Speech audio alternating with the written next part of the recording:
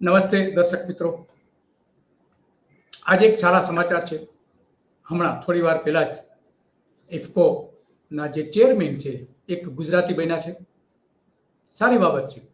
ભારતીય જનતા પાર્ટીના એક નેતા હારી ગયા છે, એક નેતા એમાં જીત થઈ. સહકારી સંસ્થા છે, ભારતની સૌથી મોટી સહકારી સંસ્થા છે. અને એમાં આ આખી કેમ નમાય છે જયેશ રાદડિયા, કે જે વિઠ્ઠલ રાદડિયાના પુત્ર છે ને, પ્રધાન પણ રહી ચૂક્યા છે. અને એમની ઇફકોમાં જીત થઈ છે. અને બિપિન ગોતા, કે જે આપણા અમદાવાદના છે, ભારતીય જનતા પાર્ટીના નેતા છે, એમની હાર થઈ છે. લોકસભાની ચૂંટણીમાં બિપિન ગોતાએ ઘાટલોડિયા વિસ્તારમાં એના ઉમેદવારને, ભારતીય જનતા પાર્ટીના ઉમેદવારને જીતાડવા માટે ઘણી બધી મહેનત કરી, પરંતુ આ ચૂંટણીમાં તો એ હારી ગયા છે. બીજા એક સમાચાર એ મહત્વના છે કે દાહોદ લોકસભા વિસ્તારમાં જે ડામોરના કુપુત્રએ જે મતદાન મથક ઉપર ગોલમાલ કરી હતી, ઈવીએમ હાથમાં લઈને પોતાનો વિડીયો ઉતારેલો હતો, બૂથ ઉપર કેપ્ચર કર્યું હતું, એ કેપ્ચર કરનારની ધરપકડ પોલીસે કરી હતી. અને આ બૂથ ઉપર ફરીથી મતદાન થઈ રહ્યું છે. કદાચ જો એ વિડીયો વાયરલ ન થયો હોત તો બની શકે કે ફરીથી આજે મતદાનની જાહેરાત ન કરી હોત. કારણ કે દાહોદ લોકસભા મત વિસ્તારમાં ગરબડ જે થઈ હતી એ વિડીયો એને પોતે જ ઉતાર્યો હતો અને પછી જ એને લાઈવ કર્યું હતું અને બહાર આવ્યું હતું. બૂથ નંબર 220 પર ફરીથી મતદાનની આજે કેન્દ્રીય ચૂંટણી પંચે જાહેરાત કરી છે, હમણાં થોડી વાર પહેલા જ. અને હવે સત્તાવાર રીતે પણ ગાંધીનગરથી જાહેરાત થઈ રહી છે. રમેશ ભાભોર, કે સ્થાનિક ભારતીય જનતા પાર્ટીના સ્થાનિક નેતા છે, એનો પુત્ર વિજય ભાભોર, કે એના કરતૂતો જે હતા એના કારણે ગુજરાતે નીચા જોવું થયું હતું અને આખા દેશમાં એનો વિડીયો વાયરલ થયો હતો. આ બૂથ ઉપર ફરીથી સાંજે 6 વાગે મતદાન થવાનું છે. અને એટલા માટે સંતરામપુર તાલુકાની જે પરથાણા ગામનું બૂથ કેપ્ચરિંગની ઘટના બની હતી, એમાં બોગસ મતદાન કરીને પોતાના ભારતીય જનતા પાર્ટીના નેતાને જીતાડવા માટેની આખી એની ચાલ હતી. પ્રિસાઇડિંગ ઓફિસરને પણ ચૂંટણી પંચે નોટિસ પાઠવી છે આના સંદર્ભમાં. એટલા માટે આ મુદ્દો આખા દેશમાં ગંભીર બની ગયો છે કે ગુજરાતમાં કઈ રીતે આવું થઈ શકે છે. એક ઉમેદવારને જીતાડવા માટે બોગસ મતદાન કઈ રીતે થઈ શકે છે. અને આ વિડીયો વાયરલ ઘણા બધા લોકોએ કર્યો હતો. એની તસવીરો પણ જાહેર થઈ હતી. વિજય ભાભોર યુવક અને બીજી ઘણી બધી બાબતો એની સામે બહાર આવી હતી. આવી અનેક બાબતો બહાર આવી હતી કે જેમાં બોગસ મતદાન થતું હતું. બોગસ મતદાન આપણે ઘણી બધી જગ્યાએ જોયું છે કે મતદારોના આંગળી ઉપર નિશાનીઓ કરીને એને થોડા રૂપિયા આપીને એને તાત્કાલિક એવું કહેવામાં આવે કે હવે તમારું મતદાન થઈ ગયું છે, તમે જતા રહો. આ દ્રશ્ય આપણે જે જોઈ રહ્યા છીએ એ એક પૈકીનું એક દ્રશ્ય છે કે જે અમદાવાદના કેટલાક વિસ્તારોનું આ દ્રશ્ય છે. તો આવા તો અનેક જગ્યાએ ઘટનાઓ બની છે. બોગસ મતદાનથી ફાયદો કોને થાય છે? સ્વાભાવિક છે કે જે ઉમેદવાર હોય અને જે ઉમેદવાર, જો આપણે દ્રશ્ય જોઈ રહ્યા છીએ, આંગળી ઉપર નિશાન કરવામાં આવી રહી છે કે મહિલાના, અને જો બીજો માણસ બેઠો છે એને પૈસા પણ હાથમાં આપે છે. આ દ્રશ્ય એવું છે કે આખો રોડ બ્લોક કરી દેવામાં આવ્યો છે વગદાર નેતાના વિસ્તારોમાં, જેથી કરીને અહીંથી લોકો સરળતાથી પાસ ન થઈ શકે અને મતદાન કરવા ન જઈ શકે. અને ઘણા લાંબા સમય સુધી આ ટ્રક આ રીતે મૂકી દેવામાં આવી હતી. ઘણા લાંબા સમય સુધી રિક્ષાને નીકળવું હોય તો પણ નીકળી શકે નહીં એવી પરિસ્થિતિ છે. તો મતદાતાઓ પોતાના વાહનો લઈને ન જઈ શકે એ પ્રકારના દ્રશ્યો પણ અહીંયા સર્જાયા હતા ગુજરાતમાં. આપણે જોઈ રહ્યા છીએ કે એક ગ્રુપ એવું છે કે જે મતદાર મિત્ર તરીકે બતાવે છે કે અમે મતદાર મિત્ર છીએ, પરંતુ કેટલીક જગ્યાએ આવા ગ્રુપ દ્વારા બોગસ મતદાન થયું હતું. આવા ગ્રુપ દ્વારા બોગસ મતદાન થયું હતું. કેટલાક ચોક્કસ નેતાઓને એનાથી ફાયદો પણ થયો હતો. સ્વાભાવિક છે. પણ 5 લાખની લીડ મેળવવા માટે, 6 લાખની લીડ મેળવવા માટે, 8 લાખની લીડ મેળવવા માટે, 10 લાખની લીડ મેળવવા માટે આવા જે માલ પ્રેક્ટિસ કરવામાં આવે એ કોઈ પણ રીતે વાજબી તો નથી જ. શા માટે આવું મતદાનના દિવસે આવું કેમ થઈ શકે? ગંભીર બાબત તો છે જ. આખી ચૂંટણી પંચે આવી બાબતોને ગંભીરતાથી લેવી જોઈએ. ખરેખર આવા દ્રશ્યો જ્યારે જોવા મળે ત્યારે ગુજરાત માટે શરમજનક કહેવાય. ગોલમાલ કરવામાં આવે મતદાનમાં તો એ તો કઈ રીતે થઈ શકે? જાહેરમાં દેખાવો આ રીતે કરવામાં આવે. અને મતદાર મિત્ર તરીકે આ એક દ્રશ્ય એવું છે કે જ્યાં મતદારોને, બહારના મતદારોને લાવીને મતદાન કરવામાં આવી રહ્યું છે. આ દ્રશ્ય આપણે જોઈ રહ્યા છીએ. અમદાવાદની નજીકનું દ્રશ્ય છે. આદિવાસી વિસ્તારોને માંથી મજૂરો લાવવામાં આવ્યા હતા અને એક મજૂરને એક મતદાન કરવા માટે 500 રૂપિયા આપવામાં આવતા હતા. તો આ ટ્રેક્ટરમાં ભરીને આ રીતે અનેક મજૂરોને લઈ જવામાં આવ્યા હતા અને મતપેટીમાં મત નાખવામાં આવ્યા હતા. તો આ રીતે જો બોગસ મતદાન થતું હોય તો સ્વાભાવિક છે કે કોઈ એક ચોક્કસ ઉમેદવારને વધારે મત મળી શકે છે. આવી મતદાનમાં આવી ગોલમાલ થઈ શકે છે. ગોલમાલ થઈ છે. આ પ્રકારના એક મતદારે એક મતથી લઈને 4 મત સુધી પણ આવા મત આપ્યા છે. અને બીજી બાજુ બનાસકાંઠાના કોંગ્રેસના ઉમેદવાર ગેનીબેન ઠાકોર કે જે મતદાનના આગલી રાત સુધી એ જીતની હરીફાઈમાં હતા. ભારતીય જનતા પાર્ટીના ઉમેદવાર કે નવા સવા નેતા છે ભારતીય જનતા પાર્ટી માટે, ડોક્ટર રેખાબેન ચૌધરી. એની સામે બરાબરની ટક્કર લીધી હતી. પોલીસની ખોટી રીતે પ્લેટો લગાવી અને આ ચૌધરી સમાજના યુવાનો એ લોકોને દબાવવા માટેના, રોક કરવા માટેના પ્રયત્નો કરી રહ્યા છે ચાલુ મતદાને. આ હાલ જ આપણે જે આ છોકરો જે સામે ઉભો છે એનું નામ છે પ્રકાશ ચૌધરી પાલનપુરનો, કે પાલનપુરને ના કાંઈ લેવા દેવા નથી, છતાં પણ આ ગામમાં આવીને મતદારોને દબાવી અને વોટિંગ ભાજપમાં કરવા માટે પ્રેરિત કરી રહ્યા છે. એટલે જિલ્લા પોલીસ વડાને, ચૂંટણી પંચને મારી વિનંતી છે કે એમના સામે એફઆઈઆર કરીને કાયદેસરની કાર્યવાહી. પ્રાથમિક શાળામાં મતદાન મથકમાં મુલાકાત લેતા જે આ સીઆરપીએફ પોલીસની ખોટી રીતે પ્લેટો લગાવી અને આ ચૌધરી સમાજના યુવાનો એ લોકોને દબાવવા માટેના, રોક કરવા માટેના પ્રયત્નો કરી રહ્યા છે ચાલુ મતદાને. આ હાલ જ આપણે જે આ છોકરો જે સામે ઉભો છે એનું નામ છે પ્રકાશ ચૌધરી પાલનપુરનો, કે ગંભીર બાબત છે. આ પ્રકારે મતદાન કરવું એ કોઈ પણ રીતે વાજબી નથી. મતદારોને ધમકાવવા, દબાવવા અને મતદાન કરતા રોકવા, આવી બધી બાબતો થાય એ તો કોઈ પણ રીતે વાજબી તો નથી જ. અને ગેનીબેને બરાબર એનો અવાજ ઉઠાવ્યો છે. એને પોતે જ આ વિડીયો જાહેર કર્યો હતો, પોતે જ વિડીયો ઉતારેલો હતો. અને આ રીતે જ્યારે થાય ત્યારે સ્વાભાવિક છે કે ચૂંટણી પંચ અને ચૂંટણી અધિકારીઓ સામે પણ પ્રશ્ન ઊભા કરવામાં આવે. આ વખતની ચૂંટણીમાં જનરલી આપણે જોઈએ તો ઘણી બધી જગ્યાએ એવું જોવા મળ્યું છે કે ચૂંટણી પંચના અધિકારીઓ દબાણ હેઠળ કામ કરી રહ્યા હતા. ગુજરાતમાંથી 4 તો પ્રધાનો છે કેન્દ્ર સરકારના. ત્યાં સૌથી વધારે પ્રેશર જોવા મળતું હતું. એ પોરબંદર હોય, રાજકોટ હોય કે કોઈ પણ વિસ્તાર હોય કે ગાંધીનગર પણ હોય, તો આ દરેક જગ્યાએ આ જે 4 પ્રધાનો છે એ ત્યાં સૌથી વધારે પ્રેશરમાં અધિકારીઓએ કામ કર્યું છે. દાંતા પ્રાથમિક મતદાન, જે દાંતા તાલુકાનું જે ઘરેડા પ્રાથમિક શાળા જે છે એ મતદાન મથક ઉપર છે, જે રીતે ગેનીબેને જાહેરાત કરી એ રીતે કોંગ્રેસ પક્ષ આપતે છે એકદમ તદ્દન માયકાંગલો જણાયો છે. એનું જે કાનૂની કામ કરતું તંત્ર જે છે એકદમ કોઈથી દબાતું હોય એ પ્રકારે કામ કરેલું છે. કારણ કે અનેક ફરિયાદો ઉમેદવારોએ કરી છે કે અમારા વિસ્તારમાં આ રીતે બોગસ મતદાન થઈ રહ્યું છે, તમે એને અટકાવો.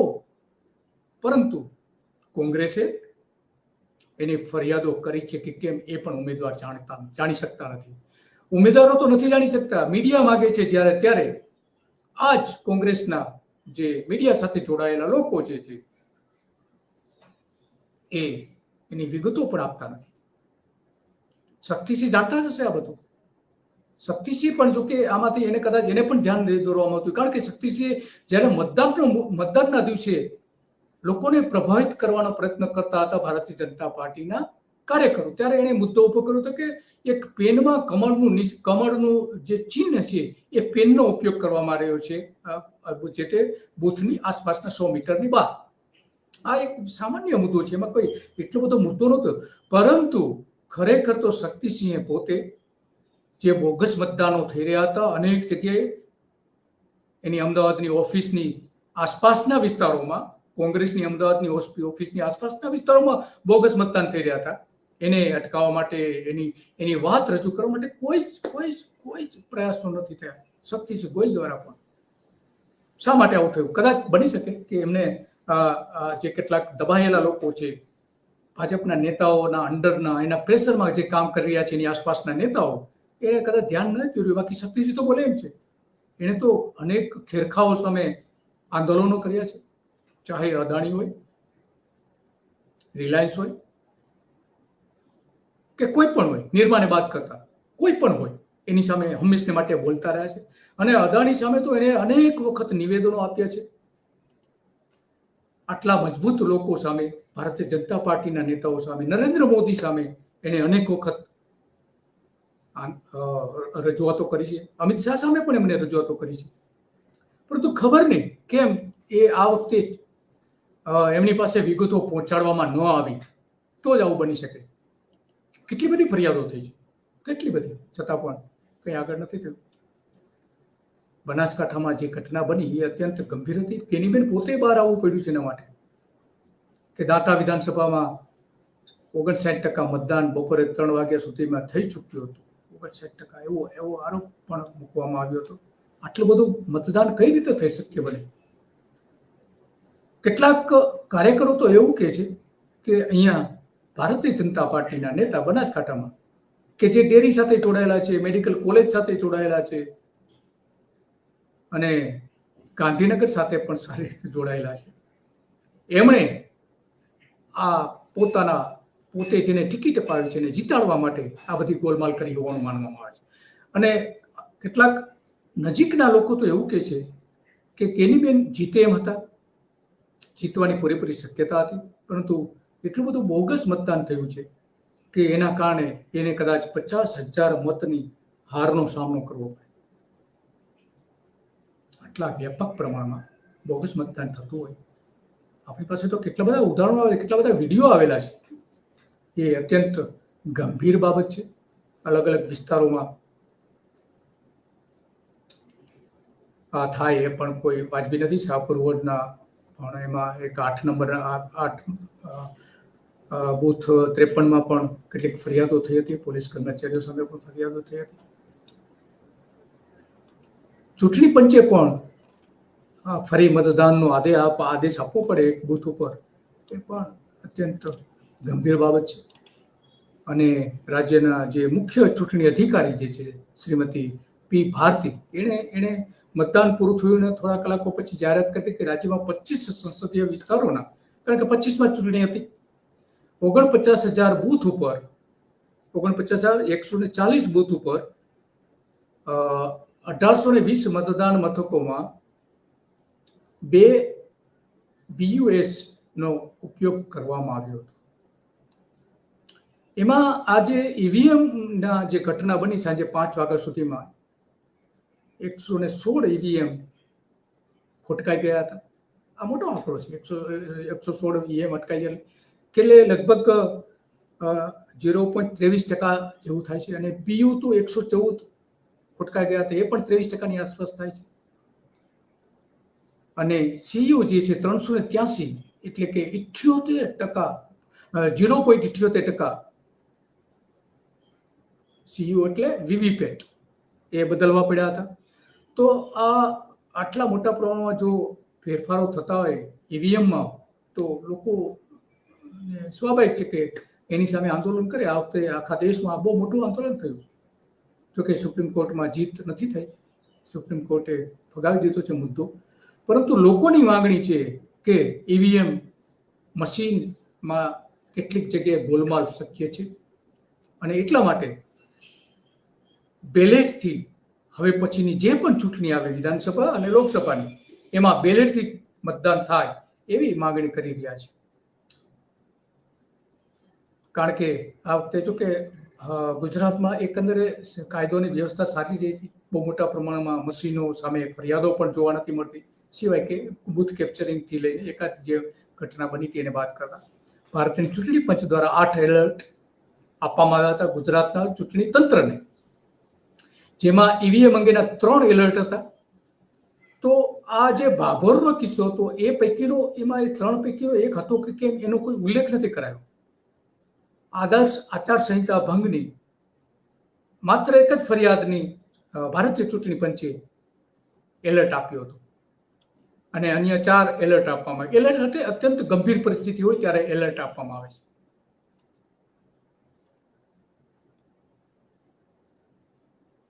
અને લગભગ 5118 જેટલી ફરિયાદો સી વિજિલના માધ્યમથી લોકોએ ઓનલાઈન કરી હતી. આ મોટો આંકડો કહી શકાય. 5118 ફરિયાદો એટલે ઘણી મોટી ફરિયાદો કહેવાય. તો એનો મતલબ એ થયો કે ક્યાંક એવું ગોલમાલો ચાલી રહી હતી કે લોકો ફરિયાદો કરીને થાકી જતા હતા. સી વિજિલ દ્વારા લગભગ 5315 ફરિયાદો થઈ હતી. તો આમાં ગોલમાલ પણ થઈ હોઈ શકે છે. તો એ કોના ફાયદામાં થઈ હશે? મતદાનમાં ગોલમાલ જે થઈ છે એમાંથી ફાયદો કોને થયો? એ પ્રશ્ન આજે લોકો ચૂંટણી પંચને પૂછી રહ્યા છે. નેશનલ ગ્રીવન્સીસ સર્વિસ પોર્ટલ જે છે એમાં બધી લોકોએ ઓનલાઈન ફરિયાદો કરી છે. જે નથી ફરિયાદ થઈ એની તો કોઈ વાત જ નથી. અહીં આદર્શ આચાર સંહિતાની ફરિયાદો જે છે પ્રી પોલ ડે સુધીમાં લગભગ 15,581 ને બધે અત્યાર સુધીમાં ચૂંટણી પતી ગઈ ત્યાં સુધીમાં લગભગ 16,000 જેટલી ફરિયાદો થઈ હતી. 16,000. વિચાર કરો, 16,000 ફરિયાદો એટલે શું થયું? 51,000 બૂથ છે, 50,600 બૂથ છે, એમાં 16,000 ફરિયાદો. 35% જેટલા બૂથ વિસ્તારોમાં ફરિયાદો સરેરાશ કહી શકાય. તો આટલી મોટી ફરિયાદો જ્યારે થતી હોય ત્યારે ચૂંટણી પંચે ખરેખર વિચારવું જોઈએ કે એના અધિકારીઓ નીચલા લેવલ ઉપર શું કામ કરી રહ્યા છે, શા માટે લોકોએ ફરિયાદ કરવી પડે છે આચારસંહિતાની. આચારસંહિતા મોટાભાગના ભંગ ત્યારે જ કરતા હોય છે કે જે સત્તા પર બેઠેલા લોકો હોય છે. મોટાભાગે 100% નથી કહેતા, પણ 80% તો એવા જ ઉમેદવારો અને એવા જ કાર્યકરો હોય છે.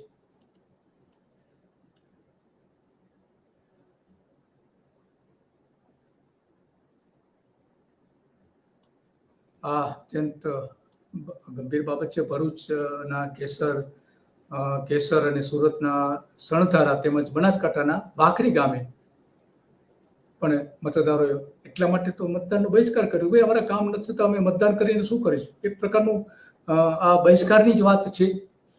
અને બહિષ્કાર માત્ર ત્યાંની ઘણી બધી જગ્યાએ પણ થયો છે. આ એક આપણે વિડીયો જોઈએ કે જ્યાં મતદાન બહિષ્કાર કરવાની અપીલ કરવામાં આવી રહી છે. અને શા માટે અપીલ કરવામાં આવી છે એ પણ સ્પષ્ટતા કે છે કે ભાઈ આ મતદાન બહિષ્કારનું શા માટે અપીલ કરવામાં આવે છે. अच्छे अच्छे लोग यहाँ हैं जो आपकी हर नीड से मदद करने के लिए तैयार है, लेकिन उसके लिए हमको भी एक इरादा करना पड़ेगा. भाजपा सरकार हो कि कांग्रेस सरकार हो, हमको किसी से डरने की जरूरत नहीं है. और जो है हमारे भाइयों ने जो है एक इंतजाम जो है अपने एरिया के मुसलमानों के लिए ये भी किया है कि भाई जिसको अगर अजमेर शरीफ की ज़ियारत करनी हो, अजमेर जाना हो, तो उनके लिए सारी बसों की व्यवस्था भी की गई है. वो अपने अपने नाम, अपने आधार कार्ड लेकर यहाँ आए और जो है इनको लिखा दे. जो लोग जिनकी जिम्मेदारी जिनको दी गई है वो ये सारे काम भी आपके कर देंगे. आपको आना जाना हजरत ख्वाजा गरीब नवाज रहमतुल्लाह अलैह की मजार के हम दीदार करके आएंगे. हम अपनी दुनिया में मस्त रहेंगे. हमको वोट से कोई लेना देना नहीं है. हम में से किसी को वोट से कोई लेना देना नहीं है. हम वोट नहीं देंगे भाई, हम नेकी के काम में चले जाएंगे. हमको इस दिन हाजिर ही नहीं रहना है. ठीक है. अगर किसी को कोई भी कुछ सवाल हो, कुछ पूछना हो, तो बापू हमारे साथ है. किसी को कोई भी तकलीफ हो, हर दिन, अभी नहीं, इलेक्शन खत्म हो जाएगा तो भी ये बापू जो है दरबार है. और दरबार और मुसलमानों का जन्मों जन्म का रिश्ता है. ये सारी बातें हम लोग भी सब जानते ही है. ठीक है. तो बोलो एक साथ मेरे साथ कि हम सब वोट का बहिष्कार करेंगे और इस दावत को आगे तक चलाएंगे। दावत चलेगी तो बात आगे तक पहुंचेगी। किसी के ऊपर भी कोई जुल्म होता हो, किसी को कुछ तकलीफ हो, तो अजहर भाई को आके बताएं। बापू हमारे साथ है, सरफराज भाई है, कि अगर छोटी मोटी जो भी आपकी तकलीफें होगी उसको दूर करने की पूरी दिलो जान से हम कोशिश करेंगे।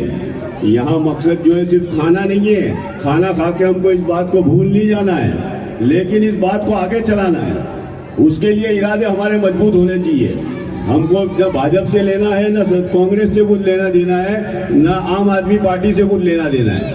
हमको हमारा देखना है, हमारे परिवार का देखना है, हमारे जो है हमारा पूरा एरिया जो है उसका देखना है। तो उसके लिए हम सब जो है इस बात को आगे चलाएं। मेरी खास आप सबसे गुजारिश है, हाथ जोड़कर विनती है कि इसको यहाँ भूल ना जाए। ये आज 1000 लोग नजर आ रहे हैं, ये 50,000 तक बात पहुँचनी चाहिए। पूरे एरिया में हमारे 1 लाख से ऊपर के जो है वोट है, 1 लाख में से कम हम इतना तो कर सकते हैं कि हमारे जो टच के लोग हैं, हमारे साथ रहने वाले, उनको तो हम बोल सकते हैं, समझा सकते हैं कि भाई वोट दे के कुछ फायदा नहीं है, अपना वोट मत दो किसी को, बस यही हमारी जीत है। बाकी हमको जीतने के लिए कुछ करने की जरूरत नहीं है। ठीक है, मैं गुजारिश करूंगा कि अनिरुद्धि बाबू से, मौलाना भी आ रहे, देखो हमारे मौलाना साहब जो है वो आपको कुछ कहेंगे। और मैं दिल से शुक्रिया करता हूँ अनिरुद्धि बाबू का कि हमारे बीच में यहाँ आए। अनिरुद्धि बाबू जो जिनको सब जानते होंगे, ये लिबड़ा के मशहूर है। ठीक है भाई, बाबू मौलाना साहब आए हैं हमारे। अभी मौलाना साहब भी देखो आपसे कुछ गुजारिश करेंगे। वालेकुम अस्सलाम। તો આ રીતે મતદાન ન કરવા માટે અપીલ પણ કરવામાં આવે છે. 50,000 લોકો, 1 લાખ મતદારોમાંથી 50,000 મતદારો મતદાન ન કરો એવી અપીલ કરવામાં આવે છે. તો આ બધામાં સવાલ એ ઊભો થાય છે કે શા માટે મતદાન કરવા ન કરવા માટેની અપીલો કરવામાં આવે છે.